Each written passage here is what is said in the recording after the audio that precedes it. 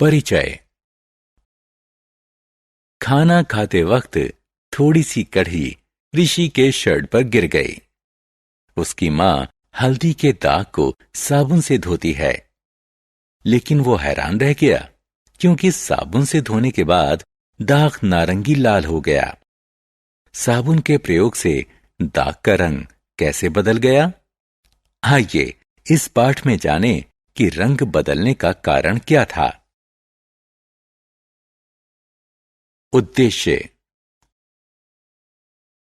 इस पाठ के अंत में आप निम्न करने में सक्षम हो जाएंगे: सूचकों और उनके प्रकार के बारे में बताना, सूचकों के प्रकार बताना, उदासीनीकरण को परिभाषित करना। सूचक। छात्रों, आप यह कैसे जानेंगे कि एक फल अम्लीय है या क्षारकीय?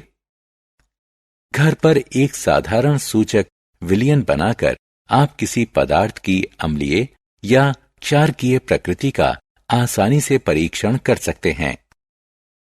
आपको एक बीकर, बर्नर, गुलहड़ की पंखुड़ी, शीशे का एक साफ गिलास, 3 छोटे गिलास, नींबू का रस, साबुन का विलयन और आसुत जल की जरूरत होगी। बीकर में थोड़ा आसुत जल डालें और स्टोव पर इसे गर्म करें। पानी के गुनगुना होने तक गर्म करें। अब इस गुनगुने पानी में गुड़हल की पंखुड़ी डालें। इस मिश्रण को पानी के रंगीन हो जाने तक रखें। इस बैंगनी लाल पानी को चाय की छलनी से छान लें। यह बैंगनी लाल विलयन आपका सूचक है। इसके बाद इस सूचक की थोड़ी मात्रा को 3 छोटे गिलासों में लें। पहले गिलास में नींबू का रस डालें, दूसरे में पानी डालें और तीसरे में साबुन का विलयन डालें। आपने क्या देखा? आप देख सकते हैं कि पहले गिलास में विलयन का रंग गाढ़ा गुलाबी हो गया है। नींबू के रस की प्रकृति अम्लीय होती है, इसलिए सूचक के रंग में परिवर्तन हुआ। आप देख सकते हैं कि दूसरे गिलास में विलयन का रंग अपरिवर्तित है। ऐसा क्यों?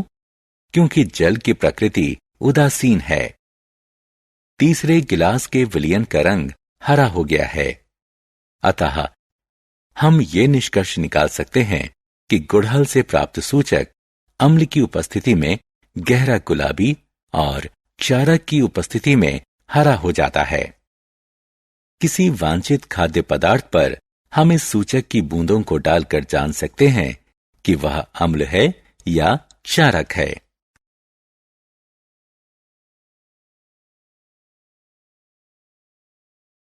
उदासीन विलयन। जल का स्वाद कैसा होता है? यह खट्टा है या कड़वा? यह दोनों नहीं है, क्योंकि जल ना तो अम्ल होता है और ना ही क्षारक।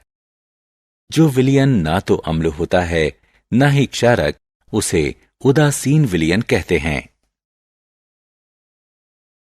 प्राकृतिक सूचक। लिटमस प्राकृतिक सूचक है। यह लाइकेनो यानी शेक से निष्कर्षित किया जाता है। आसुत जल में इसका रंग मौव नील शोण होता है। यह विलयन या लिटमस पत्र के रूप में उपलब्ध होता है। आप विलयनों की प्रकृति का परीक्षण लिटमस पत्र से कर सकते हैं। लोहे की एक भावोद्दीपक छड़ को बेकिंग पाउडर के विलयन में डुबोइए और इस गीली भावोद्दीपक छड़ को लाल लिटमस पत्र से स्पर्श कीजिए। लाल लिटमस पत्र नीला हो जाता है, जो सूचित करता है कि बेकिंग पाउडर विलयन की प्रकृति अल्काइन है। पुनः भावोद्दीपक छड़ को सिरके के विलयन में डुबोइए। एक बूंद नीले लिटमस पत्र पर डालिए। नीला लिटमस पत्र लाल हो जाता है, जो सूचित करता है कि सिरके की प्रकृति अम्लीय होती है। प्रयोगशाला सूचक। आइए एक साधारण प्रयोग करें। बीकर में थोड़ा हाइड्रोक्लोरिक अम्ल लें। इसमें फिनाल्फथेलिन मिलाओ। अब इस विलयन में बूंद बूंद सोडियम हाइड्रोक्साइड मिलाइए और हिलाते रहिए। थोड़ी देर बाद विलयन का रंग धीरे धीरे गुलाबी होने लगता है। हम थोड़ा सोडियम हाइड्रोक्साइड अम्ल मिलाते हैं तो गुलाबी रंग और चमकदार हो जाता है। अब एक बूंद हाइड्रोक्लोरिक अम्ल मिलाने पर यह विलयन पुनः रंगहीन हो जाता है। अतः अल्काइन विलयन में फिनाल्फथेलिन गुलाबी दिखता है और अम्लीय विलयन में यह रंगहीन दिखता है। उदासीनीकरण अभिक्रिया। आइए उदासीनीकरण अभिक्रिया को एक गतिविधि की सहायता से समझते हैं।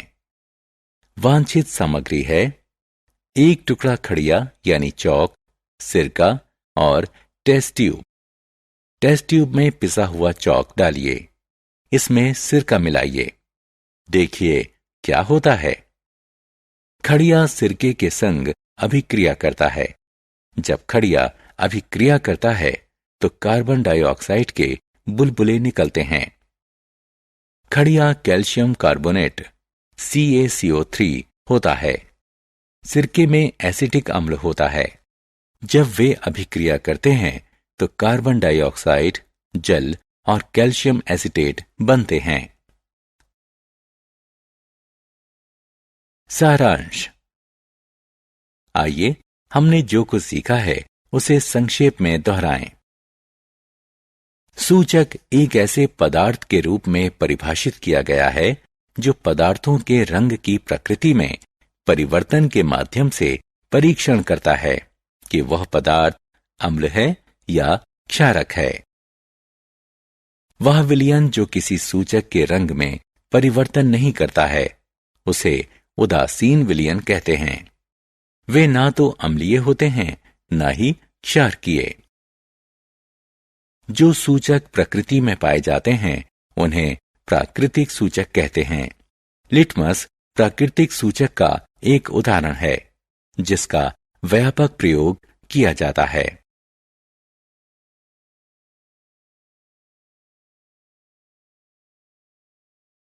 अम्ल नीले लिटमस को लाल में बदल देता है, जबकि क्षारकीय विलयन लाल लिटमस को नीले में बदल देता है। अम्ल और क्षारक के बीच की अभिक्रिया को उदासीनीकरण कहते हैं।